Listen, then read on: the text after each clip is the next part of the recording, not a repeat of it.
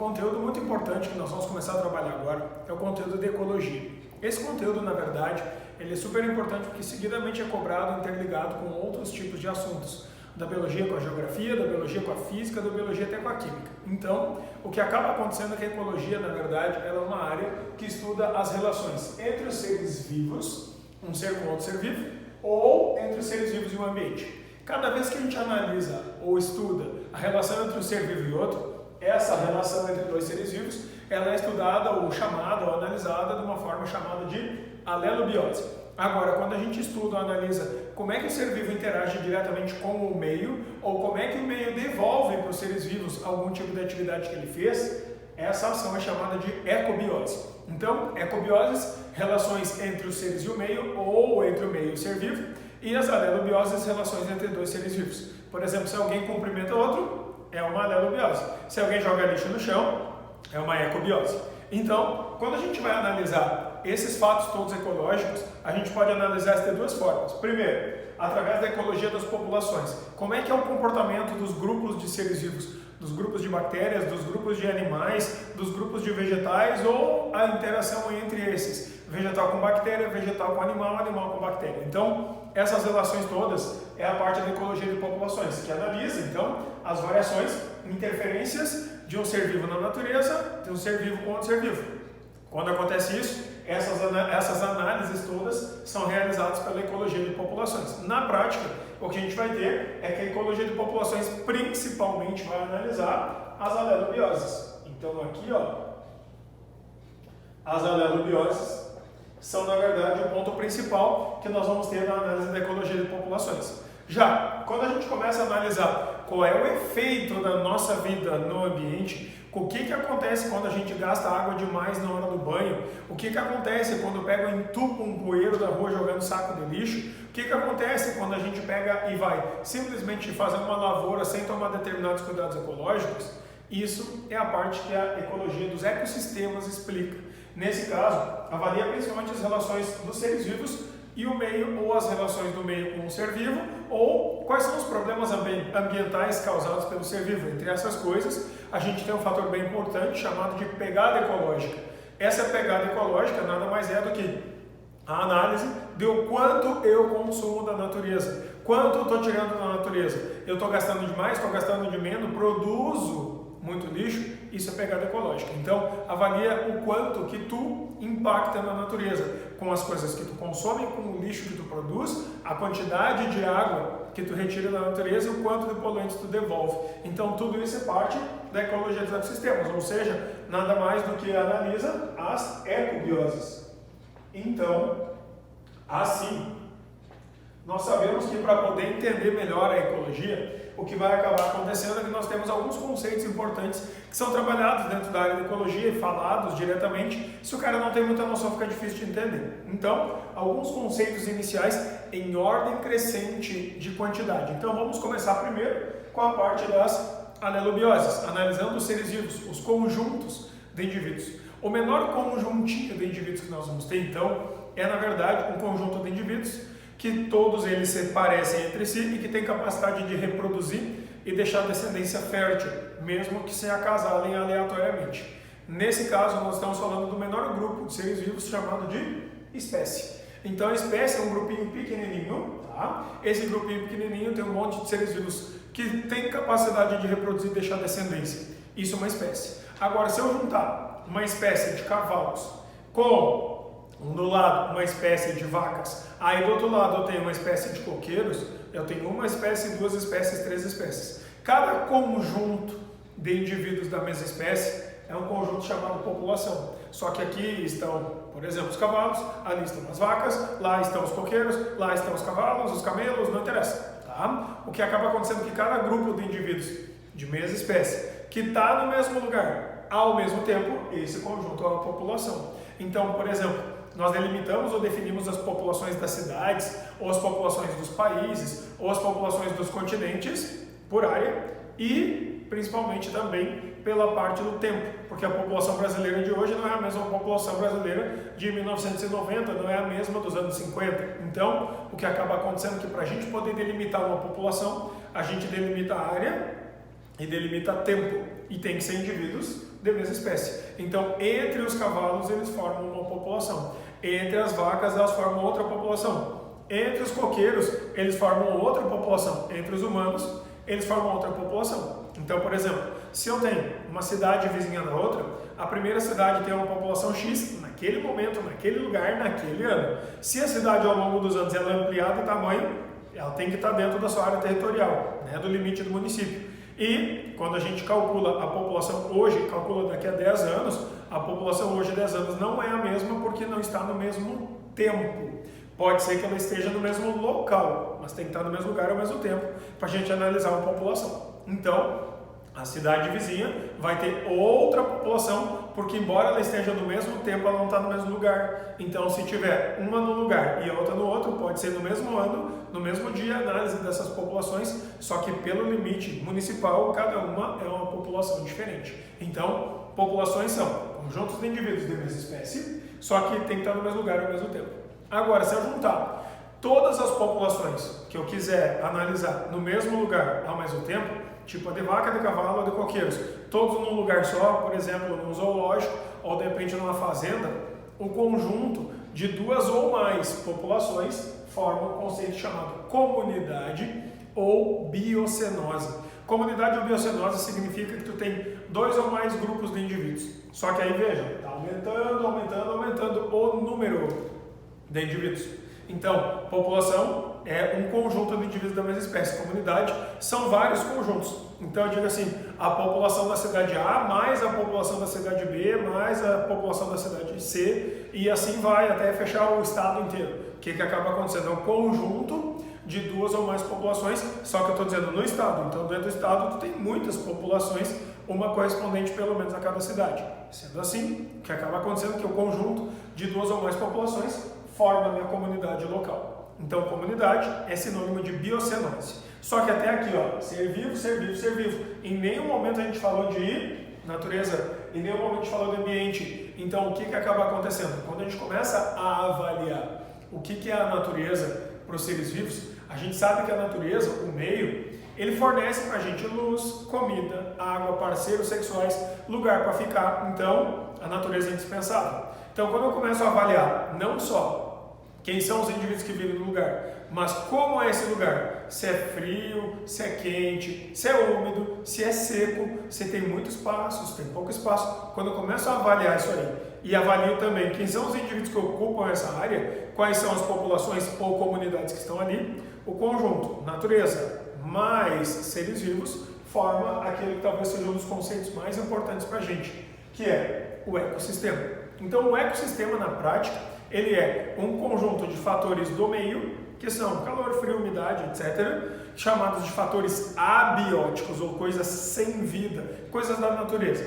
Então, os abióticos compõem o biótopo do lugar. O biótipo, na verdade, é o quê? O conjunto dos fatores ambientais. Tá? Dizer, na minha cidade é frio, é úmido, chove um monte. Isso são fatores abióticos. Então, isso é o biótipo do lugar. Tá? Agora, quando eu digo assim, naquele lugar frio, chuvoso, úmido, eu tenho vacas, cavalos, coqueiros, formigas, cachorros. Aí eu estou definindo quem são os indivíduos que ocupam essa área. Essa é a biota do lugar ou fatores bióticos. Então, o ecossistema é formado dessas duas coisas. Fatores bióticos, biota local, seres vivos do lugar, ou fatores abióticos ou biótipo também, do local. Juntou todas essas coisas, tu tem um ecossistema. Então o ecossistema também tem área, também tem limite. Tu define, a Mata Atlântica é um ecossistema? Mas ela está onde? Está no norte, está no sul, está no centro do Brasil. Tem área, ela está no leste do Brasil, lá voltada para o Oceano Atlântico. Então, ela não está em qualquer lugar, tem área específica também. Sendo assim, o ecossistema tem que ter uma determinada área específica onde ele está e ele tem fatores bióticos e abióticos. Aí tu tem um conjunto chamado de ecossistema. Como são áreas distintas, cada área forma o seu ecossistema. Se tu juntar todos os ecossistemas que existem no nosso planeta Terra, tu vai ter um conjunto chamado biosfera. Então a biosfera é a soma de todos os ecossistemas que tu tem dentro do teu planeta. Então hoje nós conhecemos uma biosfera, que é a da Terra, e mesmo assim a gente não conhece ela 100%. A gente não vasculhou, por exemplo, todos os pontos mais estranhos e exclusos da Terra. né? Lá no fundo do mar, por exemplo, tem gente que nunca foi em vários lugares. Então, o que acaba acontecendo? Nesse caso, a biosfera ela vai estar subdividida por grupos de ecossistemas. Ah, que tipo de grupo? Bom, cada grupo ele é chamado de biociclo, cada um.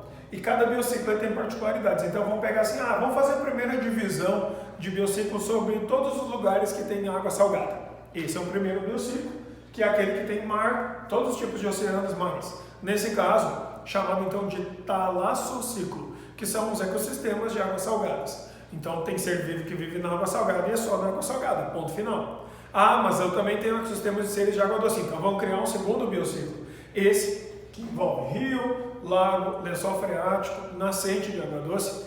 Todos esses lugares são chamados então de liminociclo ou ecossistemas limínicos. Tá? Então esses ecossistemas, os do liminociclo, compõem todas as partes que tem água doce. Então nós já temos um ecossistema com água doce e seres que estão só ali, um ecossistema de águas salgadas e seres que estão só ali. Mas também tenho ecossistemas que não têm água. Ou seja, e a parte que está acima do limite da água? Então toda a parte continental, o que está acima da água, é o terceiro biociclo, que é a parte terrestre, a crosta para fora, né? Essa parte é chamada de epinociclo, que é a parte seca, a parte sem água doce, sem água salgada. Então nesse caso, a parte da terra, né, a parte terra-chão, a parte de terra firme, essa é o terceiro biociclo. Só que, por exemplo, se eu comparar a natureza no Rio Grande do Sul, ou comparar a natureza em Santa Catarina, ou comparar a natureza lá no Ceará, ou comparar na Amazônia, cada lugar tem características próprias. Então, mesmo sendo um ecossistema grandão, com várias características, ele mantém um conjunto de características que não mudam. Quando a gente tem um ecossistema que atingiu esse patamar de estabilidade, aonde a gente define que todas as suas características são fixas ou estáveis, esse tipo de ecossistema ele tem uma unidade que é uma unidade estável. Essa unidade estável é chamada de bioma. Então, os rios e lagos são divididos em biomas, os mares são divididos em biomas e a terra é dividida em biomas. Então, dentro do Brasil, só para esclarecer, nós temos vários ecossistemas que são ou foram biomas. Por exemplo, Mata Atlântica foi bioma, a Amazônia, por enquanto, é bioma, o Cerrado foi bioma, o Pampa foi bioma, é bioma, melhor dizendo, a Caatinga é um bioma. Então, biomas são conjuntos de ecossistemas que mantêm suas características estáveis. Então, todo ecossistema com caracteres estáveis, entenda-se, clima estável, flora estável, fauna estável. Clima significa todo ano, no período de junho até setembro, no lugar, vamos pegar por exemplo, no Pampa, é normal que esteja frio, que esteja bastante úmido, que a taxa de iluminação seja menor. Então, esse é o clima. Agora, no bioma Pampa, é normal que a gente encontre animais como pequenos roedores, herbívoros de médio porte, campo formado basicamente por gramíneas, né, e define as características de vegetação e de fauna, ou seja, vegetação é flora e a parte dos animais é a fauna. Então, sendo assim, clima, flora e fauna tem que ser estáveis para cada lugar. Quando a gente tem essas condições, isso é um bioma. Então, significa que ele atingiu uma coisa chamada de homeostase, que é sinônimo de equilíbrio. Ou seja, nem falta nem sobra coisas. Mas, e se a gente tiver o contrário? E se esse bioma, em vez de ganhar equilíbrio, ele perder equilíbrio? Mais de 75%, quando o desequilíbrio é bem grande. Quando a gente mede essa taxa de desequilíbrio, a gente mede a taxa de desequilíbrio de flora, de plantas, de vegetação. Por quê? Porque são elas que produzem comida para os animais. Então, sem comida não tem bicho. Sendo assim, o que acaba acontecendo é que quando a gente tem um bioma que passou de 75% das suas características que estavam equilibradas agora para desequilibradas, a gente diz que esse ambiente que entrou em desequilíbrio, ele deixa de ser um bioma e passa a ser um hotspot. Então, o que é o hotspot? É um ecossistema que está muito desequilibrado, mais de 75% fora das suas condições normais. Quando acontece isso, o hotspot já é um ecossistema muito mais próximo da extinção do que da recuperação. Mesmo que, por exemplo, ele seja abandonado para tentar recuperar, talvez não dê certo, porque você perdeu demais a sua biodiversidade, especialmente as suas condições genéticas. Quando acontece isso, talvez nós tenhamos a extinção de muitas espécies e, em função disso, a dificuldade de retornar para as condições originais.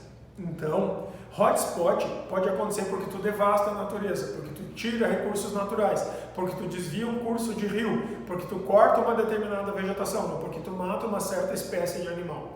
Quando acontece isso, quanto menor é o local, mais provável disso acontecer. Por exemplo, se a gente tem uma ilha, a gente tem muito mais facilidade de desequilibrar essa ilha, porque ela não tem contato com áreas externas, tem dificuldade de receber coisas que vêm de fora, de seres vivos que migrem para ali, que venham para ali. Então, as ilhas, elas normalmente têm um grande risco, um grande potencial para virar hotspot.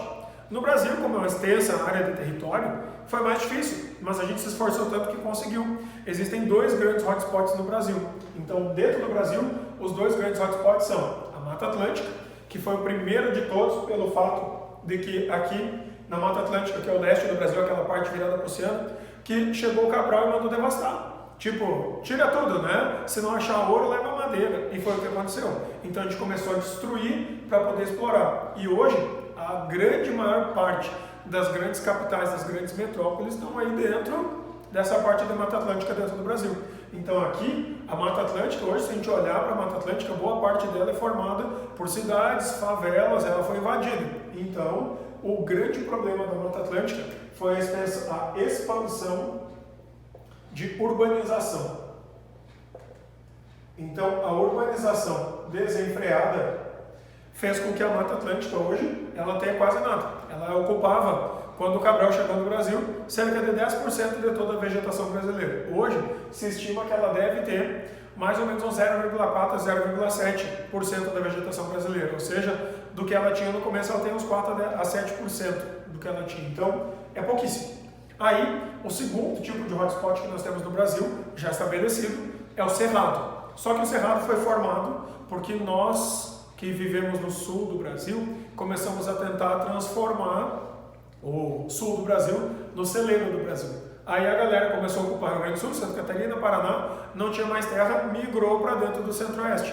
E aí entrou ali os descendentes de paranaenses, gaúchos, catarinenses, alguns paulistas, e aí a galera começou a tomar conta daquilo ali. Então hoje, o celeiro do Brasil não é mais o sul do Brasil, e sim o sul e o Centro-Oeste. Sendo assim, o que acaba acontecendo é que a gente migrou para dentro do Centro-Oeste, pegamos estados de Goiás, pedaços de Minas Gerais, Mato Grosso do Sul, hoje tem até lá no Piauí, quase tem lavouras em grandes extensões. Então a gente transformou aquilo que era um ambiente natural, o cerrado, em lavoura.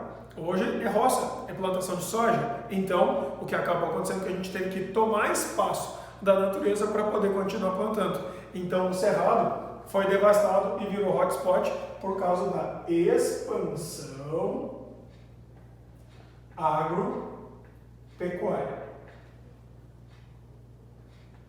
Então, nesse caso aqui, não só as lavouras de plantio, de soja, de milho, de trigo, mas também a parte toda, né, da criação de gado, plantação de pastagens e assim por diante. Então, esses conceitos são os primeiros conceitos para começar a entender como é que funciona a parte toda da ecologia. Tem mais coisas? Óbvio que tem. Tem vários conceitos. Por exemplo, hipótese Gaia. A hipótese Gaia, na verdade, ela é uma ideia de que a Terra deve ser considerada não como um planeta, e sim como um ser vivo gigantesco, onde cada um de nós, ser vivo, pessoas, cavalos, ovelhas, formigas, árvores, gramas, não interessa, cada um de nós deve ser analisado, entendido ou compreendido como uma pequena célula que faz parte desse ser vivo gigante. Ou como nós, espécie humana, somos um tecido desse enorme ser vivo gigante. E que a exclusão, perda ou modificação de um desses pedacinhos desse ser vivo pode interferir diretamente na sobrevivência dele. Ou seja, se tu mexer nas espécies demais, tu pode fazer com que todo o planeta Terra morra.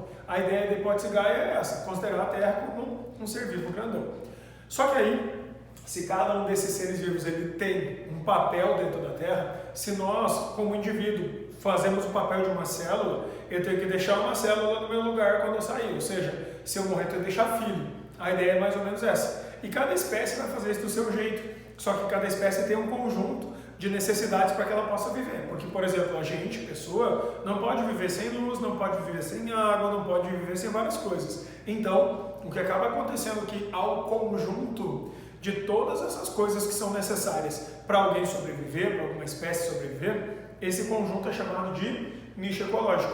Então, o nicho ecológico é, na verdade, uma coisa muito pontual e particular para cada espécie. para cada tipo de ser vivo. Mesmo sendo de espécies iguais, nem sempre dois indivíduos têm nichos idênticos. Por exemplo, no caso de duas aranhas que vivem na mesma toca, que são da mesma espécie, que reproduzem entre si, quando elas têm hábitos alimentares diferentes, por exemplo, se o macho come grama e se a fêmea se alimenta do macho, elas já têm nichos diferentes. Então, o nicho ecológico, ele na verdade é o conjunto de todas as coisas que estão relacionadas à sobrevivência de uma espécie, que é parceiros sexuais, espaço, luz, água, predadores, doenças. Então, não é só o que tem de bom, é o que tem de bom e o que tem de ruim também. Todas as coisas que interferem diretamente na sobrevivência dessa espécie. Coisas boas e coisas ruins. Se afetar a população, já faz parte. Então, o que acaba acontecendo nesse caso é que o nicho ecológico, ele é um conceito bastante amplo e muito confuso às vezes. Então, não é a profissão da espécie, não é o papel que ele desempenha na natureza, e sim são todas as coisas que estão relacionadas à vida dele. E entre essas coisas, uma das mais importantes é o que ele come e quem come ele. Então, tem muito essa relação de quem come o que faz parte, nesse caso, do nicho ecológico. Então, se uma questão, por exemplo, começa a falar sobre onde o indivíduo vive, do que ele se alimenta, quem se alimenta dele, a que temperatura ele está vivendo, então está considerando, principalmente se falar assim, a ideia de comida deve ser de nicho ecológico. Então cuide, porque o nicho ecológico é o conjunto de todas essas coisas. Por exemplo, para nós, principalmente quem vive no sul do Brasil, pegar gripe uma vez por ano e sobreviver a essa gripe faz parte do nicho.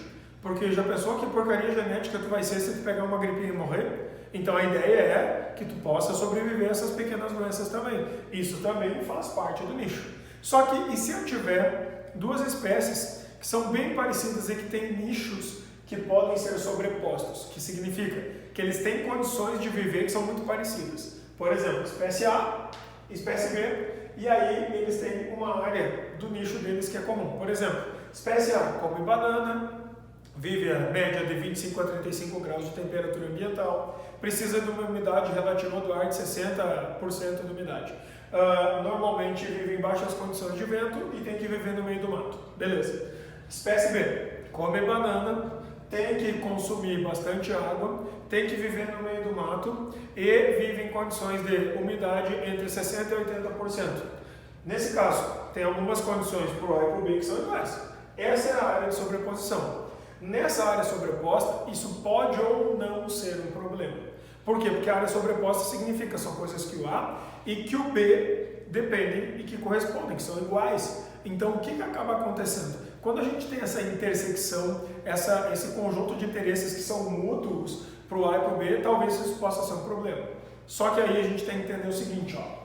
A área sobreposta significa que são os mesmos recursos na natureza para o A e para o B. Só que se o A e o B estiverem em lugares diferentes, não tem problema. Porque se eles dependerem de coisas muito parecidas, mas um está lá na Ásia e o outro está aqui no Brasil, na Mata Atlântica, azar, eles nunca vão se encontrar. Então o que acaba acontecendo? Não tem problema nenhum. Mas se eles tiverem nichos muito parecidos, eles vão ser chamados de equivalentes ecológicos. Que significa, são indivíduos que, embora tenham nichos quase iguais, cada um está num canto e eles vivem de maneira parecida. Significa que se tu tirar o lá da Ásia e trouxer para dentro da Mata Atlântica e pegar o da Mata Atlântica e levar lá para a Ásia, talvez eles consigam viver. Só que aí tem um problema. No momento que tu introduz uma espécie de um país, de um ecossistema, num outro onde ela não existia, ela entra como um concorrente local. Aí o que acaba acontecendo é que nós temos um problema muito importante, no mundo tem vários exemplos disso, chamado de introdução de espécies exóticas, que é o seguinte: quando esses indivíduos deixam de estar em lugares diferentes e A e B passam a estar no mesmo lugar, ou tu introduz ou eles já vivem assim. Quando acontecer isso aqui, eles deixam de ser equivalentes ecológicos, onde cada um vive do seu jeito, e passam a ser classificados como concorrentes ou competidores. No momento que eles passam a ser competidores, o que acaba acontecendo então é que normalmente aquela espécie mais fraca, que aí pode ser a espécie exótica, aquela que foi introduzida, ou pode ser a espécie local, o que é pior para o ecossistema local, é que o nativo, que o indivíduo seja dali, seja o mais fraco. Mas o mais fraco, independente de quem vier a ser, ele deve ou mudar de hábitos, que significa assim, eu nem queria comer banana mesmo, comer laranja, que é trocar os seus hábitos alimentares, por exemplo, ou deixar de caçar no horário que ele caçava para caçar em outro horário. Segunda possibilidade, mudar de habitat. Não esqueça que habitat é o lugar onde é que o indivíduo vive. Então, suponhamos que esse indivíduo que é o mais fraco, só pode comer banana e a banana tem ali, mas tem outros lugares. Então, para evitar uma concorrência, para evitar de brigar e lutar pelas bananas, eu como uma banana em outro lugar e vai embora e troca de lugar. Então, se ele não puder trocar de hábitos alimentares, às vezes ele vai para outro lugar para evitar o conflito, para evitar o confronto. E aí ele pode mudar de hábitos. Só que tem indivíduos que não podem sair do lugar. Tem indivíduos que têm que ficar fincados no mesmo lugar. Por exemplo, uma árvore não pode sair do lugar onde ela está. Ela tem que ficar naquele lugar preso a vida inteira, porque ela não tem como se deslocar. Então, o que acaba acontecendo? Às vezes, esses indivíduos vão entrar em conflito e vão concorrer diretamente. Quando acontecer esse tipo de coisa, o mais fraco deve entrar em extinção. A médio e longo prazo, ou às vezes rapidamente. Por quê? Porque ele vai concorrer e perder, concorrer e perder, concorrer e perder, até que ele acaba perdendo de vez. Então, quando a gente tem essa situação aqui, de entrar em extinção, a gente tem um princípio chamado de princípio da exclusão competitiva. Esse princípio da exclusão competitiva, ou o princípio da exclusão de Gauss, ele sugere que, se acontecer a sobreposição de nichos ecológicos, a tendência é que esses indivíduos eles acabem competindo até que o mais fraco passe por uma dessas situações. E aí, o que ganhar dessa concorrência deve se estabelecer e viver bem naquele lugar. Só que aí, cuidado, porque é muito comum encontrar situações onde a gente tenha sobreposição de nichos, até mesmo pela questão do espaço. E a gente entra numa outra ideia, num outro conceito super importante, que é o conceito de ecótono ou ecótone, que é quando a gente tem ecossistemas inteiros que colidem e conflitam pelo espaço, brigam pelo espaço, são concorrentes pelo espaço. Quando acontece isso, nós temos uma zona de transição. Por exemplo, nesse exemplinho aqui, nós temos um matinho, depois um campo e chega no rio. A gente vai ter dois ecótones aqui. O que é o ecótone? É a zona de transição entre um ecossistema e outro. Então, a transição do mato para o campo tem essa área aqui do meio, onde é que não tem nem árvores e nem capim, que tem os arbustinhos, que pode ter um ou outro capim perdido e uma árvore perdida, isolada, que não vai configurar nem como mato e nem como campo. Então, essa zona arbustiva ali do meio, que fica aqui, é o ecótone. Então, mato é mato, só árvore. Campo é campo, só pastagem. E o meio do caminho? Bom, a transição entre um e outro é justamente o ecótone. Assim como do campo para o rio, também tem uma zona de transição. Essa zona de transição fica aqui. Às vezes é uma prainha e às vezes é uma mata ciliar, né? Aquele matinho que tem sempre beirada de riacho, sanga ou rio. Então, sempre que a gente está trocando de um ecossistema para um outro, no meio do caminho tem uma faixa, que é a faixa de ecótone. Normalmente o ecótone ele acaba pegando elementos do primeiro ecossistema e elementos do segundo. Ou seja, tem coisas do mato no ecótone, tem coisas do campo no ecótone e às vezes tem coisas que são só do ecótone, não é de mais ninguém, que é só dele. Quando acontecer esse tipo de coisa, a gente percebe e consegue entender que o ecótone possui maior número de habitats às vezes e maior biodiversidade, porque ele pode ter aqui área de campo, área de mato misturadas num ambiente só, na zona de intersecção. Então, às vezes, tem alguns tipos de seres vivos que vivem só ali. E aí, um exemplo bem importante que nós vamos ter, que é quando a gente tem, por exemplo, a sobreposição de 3 ecossistemas, dos 3 principais biociclos, que são, por exemplo, o rio, o mar e a terra. E aí, quando a gente tem essa zona de intersecção aí, a gente vai ter a mistura dos 3 aqui no meio. E esse é um ambiente muito importante, que são as zonas onde a gente encontra manguezais. O mangue, na verdade, ele tem elementos que participam da floresta, aquela do mato que tem do lado de fora, do rio que está trazendo toda a água para dentro do mar e do mar, que vai e volta por causa da maré. Então a zona de manguezal tem um habitat extremamente rico, tem plantas que vivem só ali, tem caranguejos que vivem só ali, então o que acaba acontecendo é que a zona de manguezal é uma zona extremamente rica. Mas aí, se tu começa a poluir o rio, afeta o mangue. Se começa a poluir o mar, afeta o mangue. Se começa a cortar a vegetação, afeta o mangue. Então ele acaba ficando mais suscetível a pequenas oscilações em cada um dos componentes desse ecótono, fazendo com que ele possa entrar em extinção de forma mais fácil. Então perceba que esses conceitos todos, eles além de serem extremamente importantes, vastos, eles também estão altamente interligados. E sem entender esses primeiros conceitos todos dessa primeira partezinha, a gente vai ter uma certa dificuldade para entender os outros. Por isso que dar uma olhadinha nesses de vez em quando é sempre importante para não esquecer os conceitos que vêm logo na sequência da parte da ecologia.